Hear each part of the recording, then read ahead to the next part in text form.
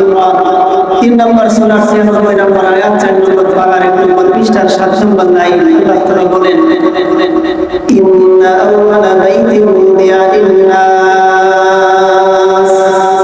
লাল্লাযী বিবাক্কাতা মুবারাকান ওয়া হুদাল লিল-আলামিন। আল্লাহ তাআলা তার কালামের মধ্যে আমাদেরকে জানায় দেন ইন্না আউওয়ালা বাইতিন উদিয়া লিন-নাস, মানুষের জন্য সর্বপ্রথম যেই ঘরটা নির্মিত বানানো হয়েছে, নির্মাণ করা হয়েছে, সেই ঘরটার নাম হলো কাবা। সুবহানাল্লাহ। লাল্লাযী বিবাক্কাতা মুবারাকান, যেই ঘরটা হলো মক্কা নগরীতে অবস্থিত। এই ঘরের ফায়দা কি, লাভ কি আল্লাহ তাআলা বলে দিয়েছেন। মুবারাকা, এই ঘরটা হলো বিশ্ববাসীর জন্য বরকত এবং রহমত স্বরূপ। সুবহানাল্লাহ। এরপরে আল্লাহ পাক বলেন হুদাল লিল-আলামিন,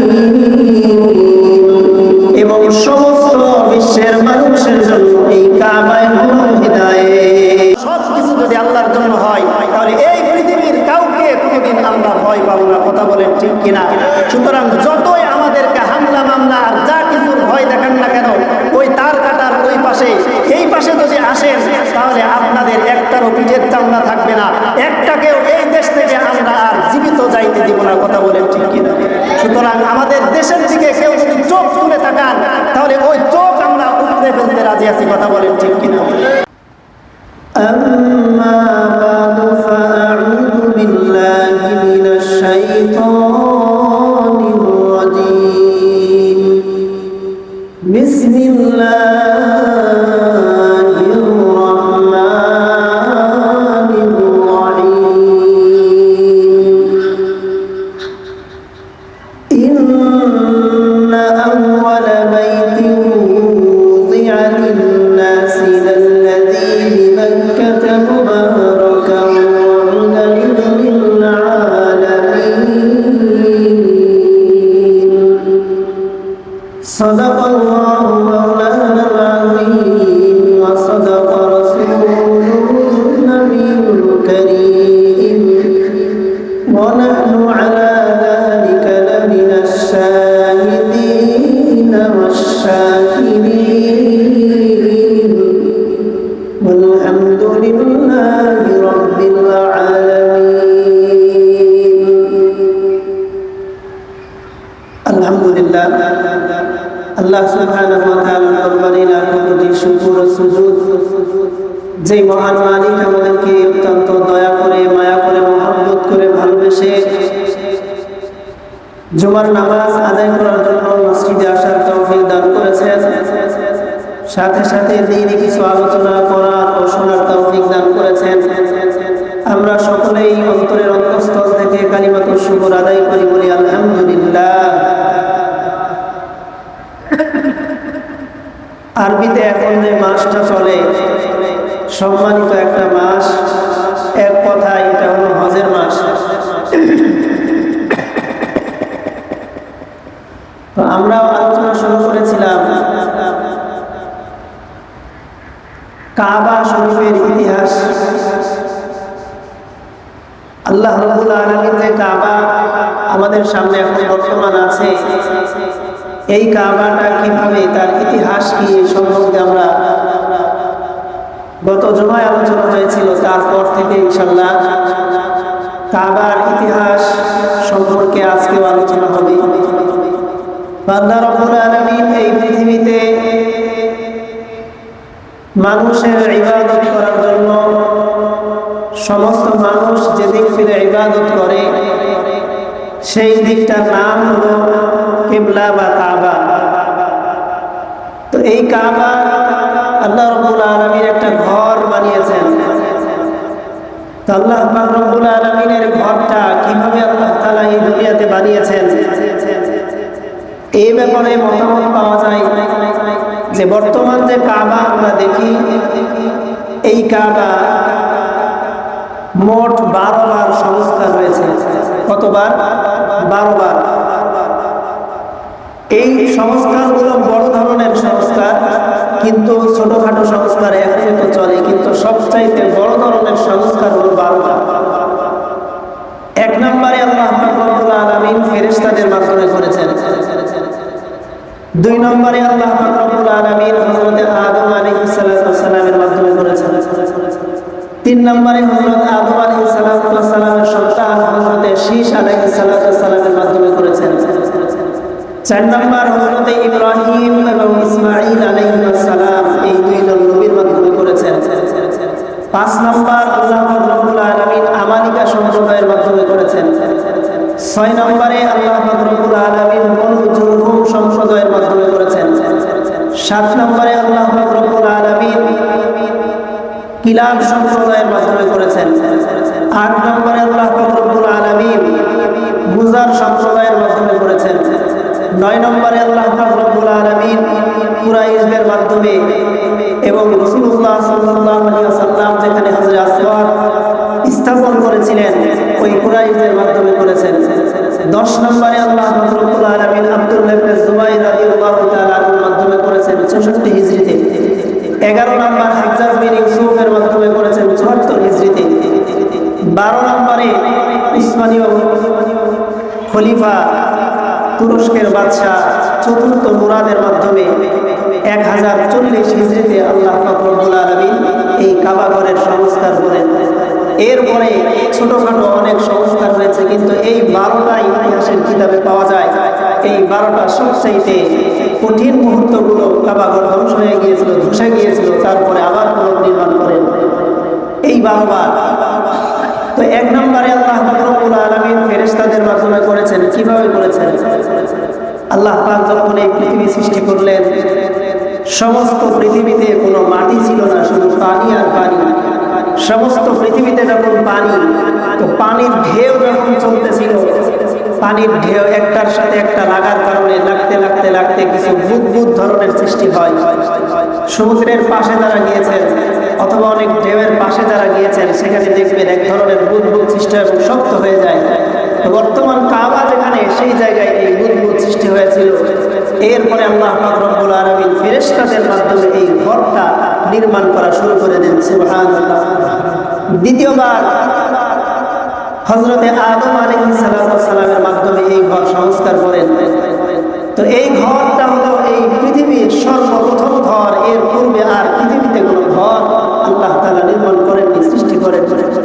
আল্লাহ পাক রব্বুল আলামিন পবিত্র কুরআনে এই কথাই বলে দিয়েছেন। সূরাত আলী ইমরান 3 নম্বর সূরা 96 নম্বর আয়াত 4 নম্বর পারার 1 নম্বর পৃষ্ঠার 7 নম্বর লাইন আল্লাহ তাআলা বলেন, ইন্না আউওয়ালা বাইতিন উদিয়া লিন-নাস লাল্লাযী বিবাক্কাতা মুবারাকান ওয়া হুদাল লিল-আলামিন। আল্লাহ তাআলা তার কালামের মধ্যে আমাদেরকে জানিয়ে দেন, ইন্না আউওয়ালা বাইতিন উদিয়া লিন-নাস, মানুষের জন্য সর্বপ্রথম যেই ঘরটা নিযুক্ত বানানো হয়েছে, নির্মাণ করা হয়েছে, সেই ঘরটার নাম হলো কাবা। সুবহানাল্লাহ। লাল্লাযী বিবাক্কাতা মুবারাকা, যেই ঘরটা হলো মক্কা নগরীতে অবস্থিত। এই ঘরের ফায়দা কি, লাভ কি আল্লাহ তাআলা বলে দিয়েছেন। মুবারাকা, এই ঘরটা হলো বিশ্ববাসীর জন্য বরকত এবং রহমত স্বরূপ। সুবহানাল্লাহ। এরপরে আল্লাহ পাক বলেন, হুদাল লিল-আলামিন, এবং সমস্ত বিশ্বের মানুষের জন্য এই কাবায় হলো হিদায়াত। সুবহানাল্লাহ। তাহলে হিদায়াত স্বরূপ এবং বরকতময় এই ঘরটাকে আল্লাহ তাআলা দ্বিতীয়বার সংস্কার করলেন হযরতে আদম আলাইহিস সালামের মাধ্যমে। 3 নম্বর বার আল্লাহ পাক রব্বুল আলামিন সংস্কার করলেন আদম আলাইহিস সালামের সন্তান হযরতে শীশ আলাইহিস সালামের মাধ্যমে। শীশ আলাইহিস সালাম সংস্কার করলেন 3 নম্বর বার। এরপরে কাবা ঘরকে এক পর্যায়ে উঠাই নেওয়া হয়েছিল হযরত নূহ আলাইহিস সালামের প্লাবনের সময়।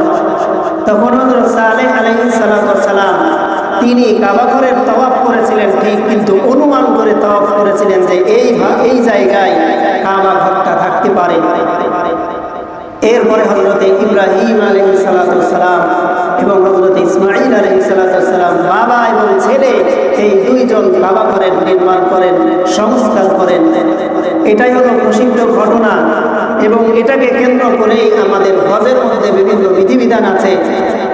এটাকে কেন্দ্র করেই আমাদের কুরবানির বিধিবিধানগুলো এসেছে। হযরত ইব্রাহিম আলাইহিস সালাম কাবা ঘর নির্মাণ করলেন। কাবা ঘর নির্মাণ করার আগে হযরত ইসমাঈল আলাইহিস সালামকে এই জায়গায় আল্লাহ পাকের আদেশে হযরত ইব্রাহিম আলাইহিস সালাম রেখে এসেছিলেন। তো কাবা ঘর নির্মাণ শুরু করবেন, কি করলেন? এখানে মিস্ত্রি হলেন আল্লাহর নবী ইব্রাহিম। মিস্ত্রির সাথে যিনি ছিলেন, যিনি যোগালী ছিলেন, তিনি হলেন হযরত ইসমাঈল আলাইহিস সালাম। সুবহানাল্লাহ।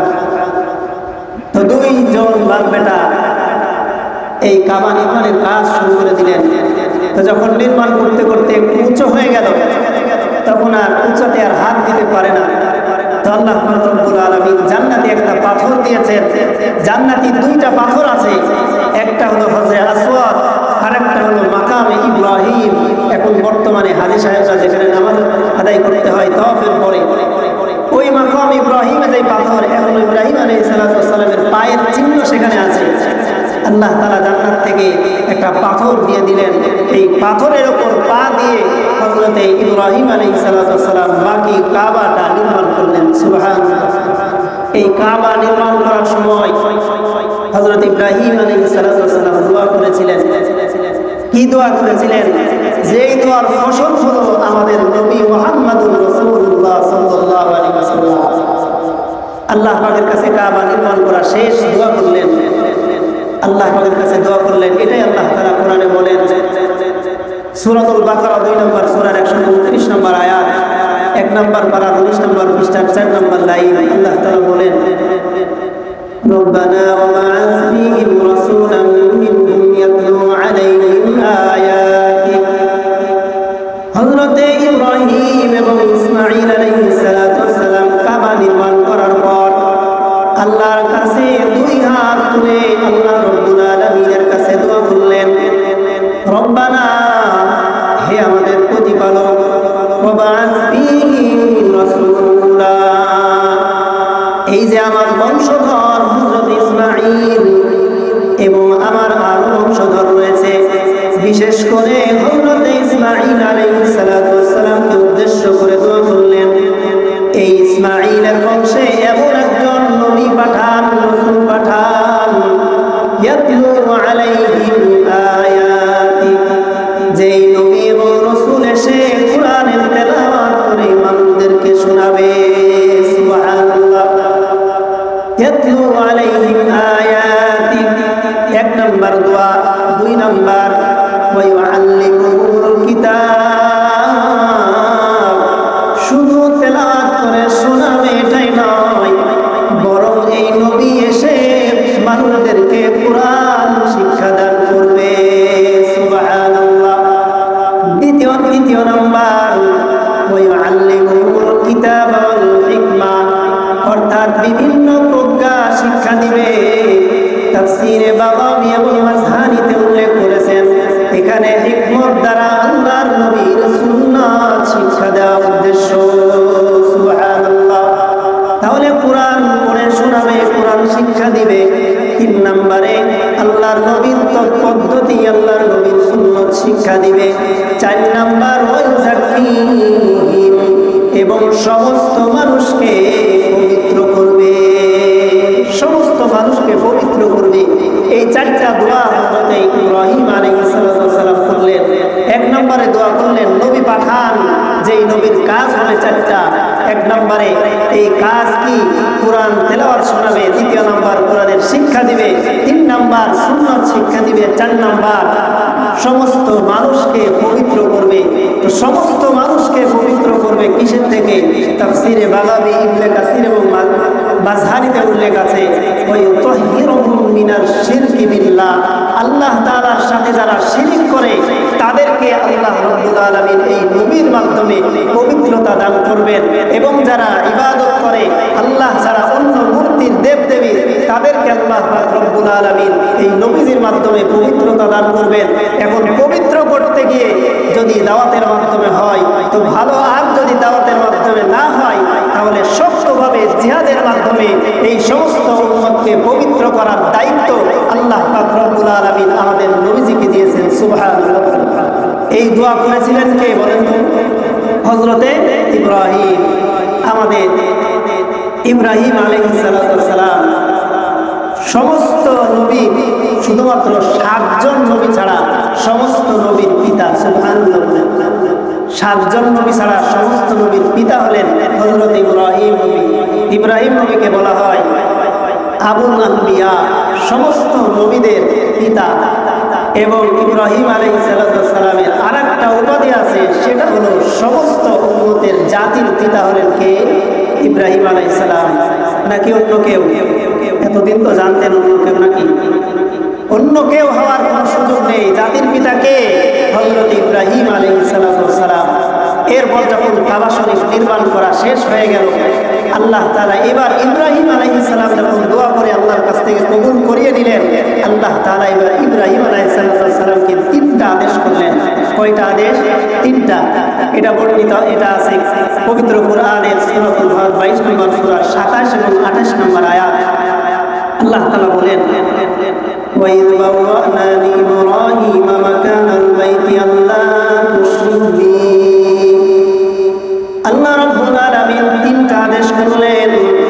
আল্লাহ বলেন, আমি যখন ইব্রাহিমকে মাকান বাইত, একটা ঘর দিলাম, ঘর।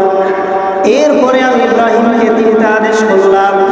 1 নাম্বার, আল্লাহ তুশরিক বি শাইআ, আমি আল্লাহর সাথে অন্য কোনো কিছু শরীক করবে না। 1 নাম্বার আদেশ। 2 নাম্বার, আল্লাহ রাব্বুল আলামিন আদেশ করলেন, ওয়া তাহহির বাইতি লিত-তাইফিনা ওয়াল কাইমিনা ওয়াল রুকআইস সুজুদ। আল্লাহ পাক বললেন, তোমাকে আমি যে ঘর দান করলাম, এই ঘরকে তুমি পবিত্র করো, এই ঘরকে তুমি পবিত্র করো। তাদের জন্য পবিত্র করবে যারা নামাজ আদায় করে, রুকু করে, সিজদা করে, তাওয়াফ করে, তাদের জন্য তুমি এই ঘরটাকে পবিত্র করে দাও। 3 নাম্বার, ওয়াযিন ফিন-নাসি বিল-হাজ্জি ইয়াতুকা রিজালা, সমস্ত মানুষের মধ্যে এলান করে দাও, ঘোষণা দিয়ে দাও, মানুষেরা যেন দলে দলে এসে এই ঘরের হজ আদায় করে। সুবহানাল্লাহ।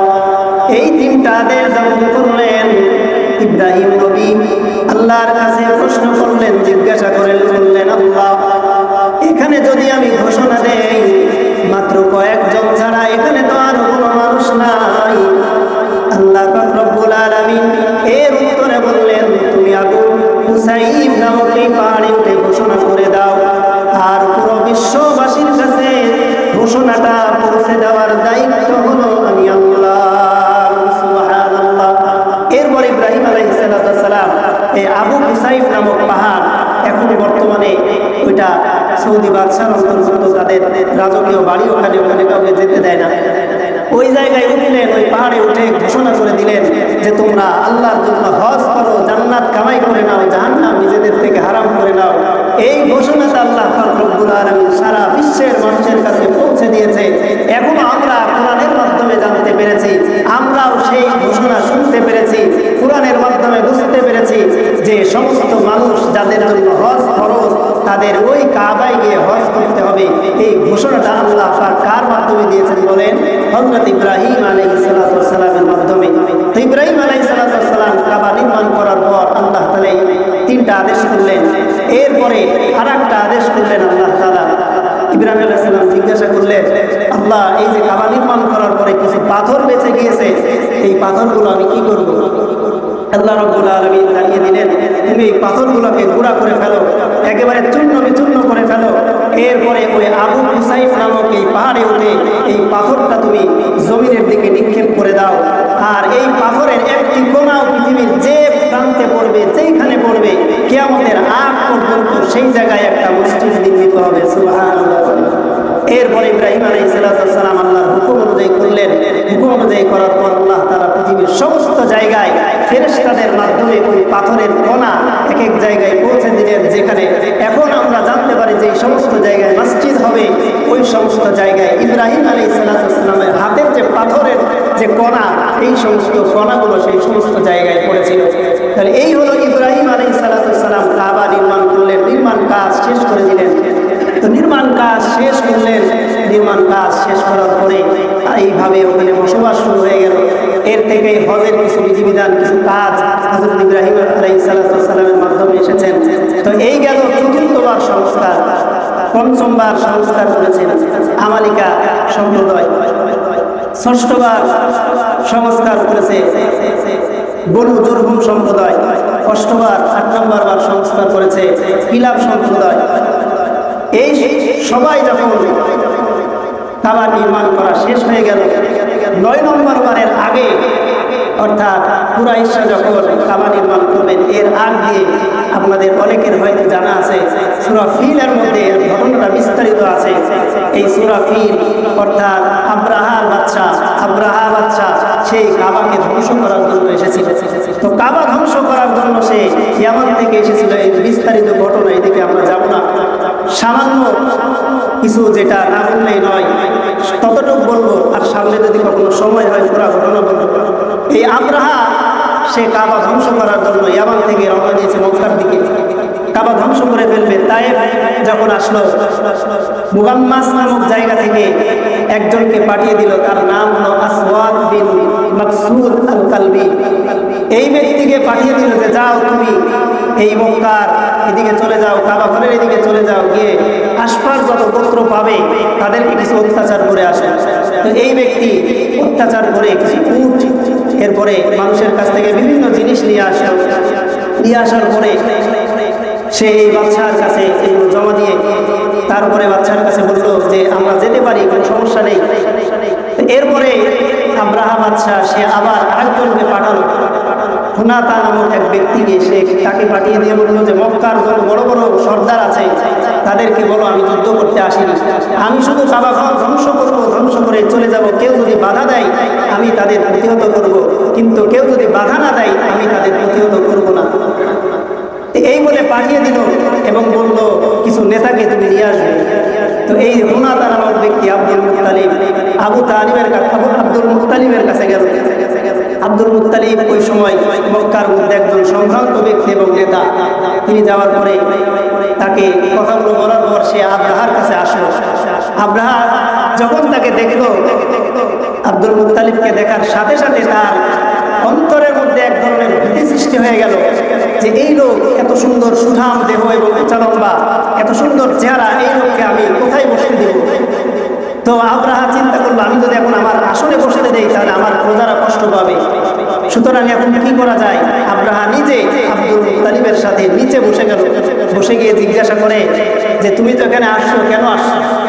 আব্দুল মুত্তালিব তখন একটা উত্তর দিল যে আমার 200 উট তোমার বাহিনীরা নিয়ে এসেছে, আমি ওই 200 উট নিয়ে যেতে চাই।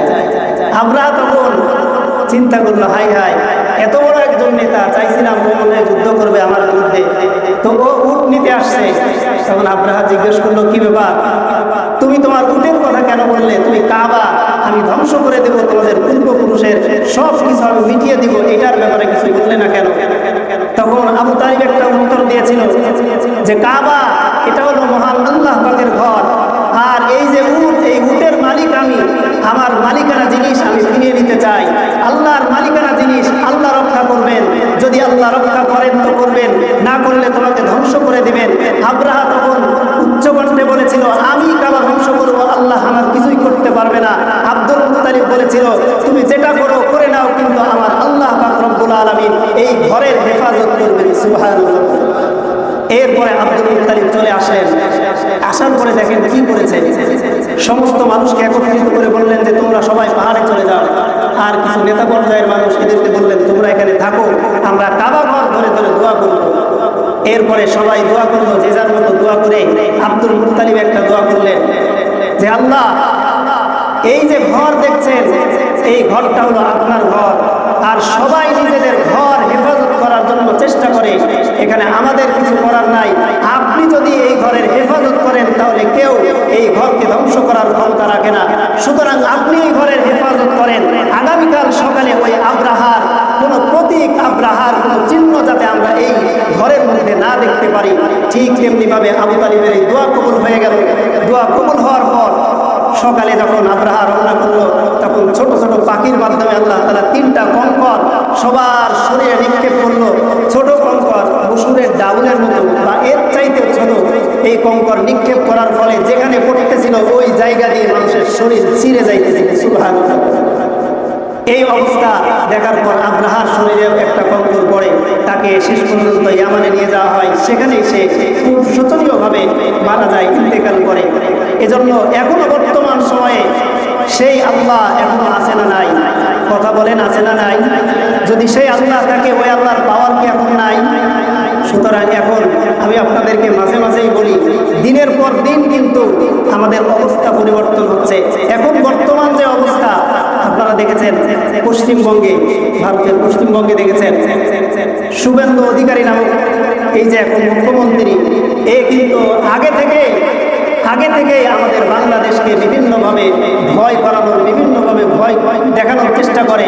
কিন্তু এখন মুসলমান আমরা আমাদের দেশ রক্ষার্থে আমাদের বিভিন্ন পরিচয় থাকতে পারে, কিন্তু আমাদের দেশ রক্ষার্থে আমরা সবাই একজোট হয়ে কাজ করতে রাজি আছি না নাই? যদি এখনো একজোট না হতে পারি, আপনারা বিভিন্নভাবে গণমাধ্যমে দেখেছেন মুসলমানদের ঘর বাড়ি সব কিছু ভেঙে দিচ্ছে, মসজিদ মাদ্রাসা ভেঙে দিচ্ছে। আজকে মসজিদের জায়গায় তারা মন্দির নির্মাণ করছে। আজকে যদি আমাদের শরীরে ওই রাসূলুল্লাহ সাল্লাল্লাহু আলাইহি সাল্লামের উম্মত হিসাবে এক ফোঁটা ইমানদারের হিসাবে আমাদের রক্ত যদি শরীরে থাকতো, তাহলে আমরা এটা সহ্য করতে পারতাম না। আবার তারা মাঝে মাঝে ভয় দিচ্ছে বাংলাদেশকে দখল করার না, বাংলাদেশকে শুধুমাত্র আমাদের কার্গো বিমান দিয়ে যে ময়লা আমাদের ভারতে হয়, এই ময়লা দিয়ে বাংলাদেশকে ডুবিয়ে দিতে পারবো। আসলে আমাদের বাংলাদেশকে যদি তারা আবার এরকম পরিস্থিতি সৃষ্টি করতে চায়, আমরা আমাদের সর্বশক্তি দিয়ে প্রতিহত করার চেষ্টা করবো। তো ইনশাল্লাহ প্রয়োজনে আমরা আমাদের রক্ত দেওয়ার চেষ্টা করব। যদি তাও না হয়, প্রয়োজনে আমরা আমাদের জান দিয়ে দিব। কথা বলেন ঠিক কিনা? সুতরাং ইসলাম এবং মুসলমানদের কোনো ক্ষতি হবে এইটা আমরা চাই না। ইসলাম এবং আমাদের দেশের কোনো ক্ষতি করবে কোনো বাইরের শক্তি, এটা আমরা করতে দিব না। আবার তারা বলে কি জানেন? তারা বলে যে বাংলাদেশকে গাজায় পরিণত করবে। কিসে পরিণত করবে? গাজায়। এখন আপনারা কি বাংলাদেশকে গাজার মতো পরিণত হওয়ার অবস্থা তৈরি করবেন? নাকি আমাদের সর্বশক্তি দিয়ে এই সমস্ত হিন্দুদের, আসলে দেখবেন এদের ইমানই তো শক্তি নাই, এদের তো ইমানই নাই। সামান্য যদি এদেরকে সামান্য একটু ভয় দেখানো যায়, এরা করতে গিয়ে পালাবে। আমাদের ইতিহাস তো বদরের ইতিহাস, আমাদের ইতিহাস তো ইয়ারমুকের ইতিহাস, আমাদের ইতিহাস তো মুতার ইতিহাস, আমাদের ইতিহাস তো উহুদের ইতিহাস। সুতরাং মুসলমান আমরা আমাদের শরীরে ঈমান তৈরি করে আমাদের শরীর, আমাদের মন সব কিছু আল্লাহ তাআলার জন্য উজাড় করে দেব, আল্লাহ তাআলার জন্য আমাদের জান দিয়ে দেব। এই পৃথিবীতে আসছি, একদিন মরে যেতে হবে কিনা? নাকি সারা জীবন থাকবেন? কেউ আছে সারা জীবন? সুতরাং যদি মারা যেতে হয় ইসলামের পথে কথা বলে, ইসলামের পক্ষে আমাদের শক্তি অর্জন করে আমরা যদি আমাদের জীবনটাকে ইসলামের পক্ষে বিলিয়ে দিতে পারি, তাহলে আমাদের এই জীবন সার্থক হবে। আর যদি আমাদের জীবন ওই বিড়ালের মতো ঘরের কোণে বসে বসে কাটে, তাহলে এই জীবন সার্থক হবে না। এই জীবন নিয়ে কেউ কোনোদিন আলোচনাও করবে না। এই জীবন নিয়ে আমাদের সামনের পথ চলাও অনেক কঠিন হবে। এজন্য আমরা আমাদের জীবন কার জন্য দিব? আমরা আমাদের মরণ কার জন্য? সব কিছু আল্লাহর জন্য। সব কিছু যদি আল্লাহর জন্য হয়, তাহলে এই পৃথিবীর কাউকে কোনোদিন আমরা ভয় পাবো না। কথা বলেন ঠিক কিনা? সুতরাং যতই আমাদেরকে হামলা মামলা আর যা কিছুর ভয় দেখান না কেন, ওই তার কাটার ওই পাশে এই পাশে যদি আসেন, তাহলে আপনাদের একটারও পিঠের চামড়া থাকবে না। একটাকেও এই দেশ থেকে আমরা আর জীবিত যাইতে দিব না। কথা বলেন ঠিক কিনা? সুতরাং আমাদের দেশের দিকে কেউ যদি চোখ তুলে তাকান, তাহলে ওই চোখ আমরা উপড়ে ফেলতে রাজি আছি। কথা বলেন ঠিক কিনা? সুতরাং আমাদের এই দেশ হেফাজত করার দায়িত্ব আমাদের। আমাদের এই দেশ ঈমান, ইসলাম, মসজিদ, মাদ্রাসা সব কিছু হেফাজত করতে হবে, সব কিছু হেফাজত করার জন্য চেষ্টা করতে হবে। এজন্য আমরা সকলেই ইনশাআল্লাহ আমরা আমাদের জায়গা থেকে ইসলামকে সামর্থ্য দেওয়ার জন্য, ইসলামকে শক্তিশালী করার জন্য যা কিছু করা দরকার সেগুলো করতে রাজি আছি। ইনশাআল্লাহ আল্লাহ তাআলা আমাদের সবাইকে তৌফিক দান করেন।